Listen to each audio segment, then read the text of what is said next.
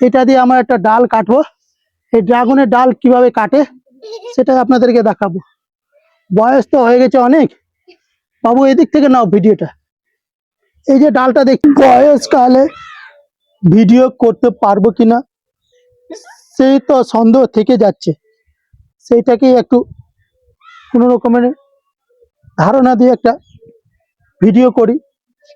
Video তো করতে হবে, যদি বয়স হয়ে যায় তখন দেখা যাবে কি করা যায়। তো আমরা একসঙ্গেই থাকতাম, আপনারা দেখেছেন আমাদের গলিউড জগৎ বাংলা চ্যানেলে আমরা ভিডিও করতাম।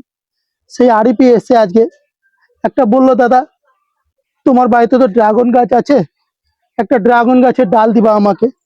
আপনারা দেখতে পাচ্ছেন আমার এই যে গাছটা আছে, এই গাছটা আমাকে কিন্তু বহুদিন ড্রাগন খাইয়েছে। তো আজকে ভাবলাম, ও যখন এসছে ছেলেটা, ওইও শখ করেছে যে ড্রাগন গাছ নিজের বাড়িতে লাগিয়ে খাবে।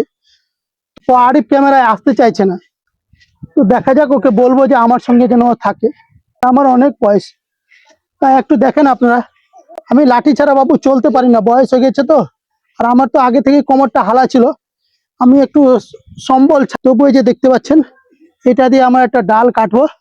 এই ড্রাগনের ডাল কিভাবে কাটে সেটাই আপনাদেরকে দেখাবো। বয়স তো হয়ে গেছে অনেক, বাবু এদিক থেকে নাও ভিডিওটা। এই যে ডালটা দেখছেন, এই ডালটা থেকে আমি কিন্তু ড্রাগন খেয়েছি।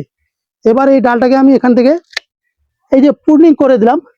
এটাকে আপনি বালিতে হোক বা যেইভাবেই লাগিয়ে দিবেন, তাহলে কিন্তু এটা আপনার একটা চারা হয়ে যাবে। এই গাছটা থেকে যখন ফল হবে তখন আপনি খেতে পারবেন। এটা আমার কাজটা যেটা হলো, আমার যে ড্রাগন গাছটা আছে এটার প্রুনিংটাও হয়ে গেল আমার। তাই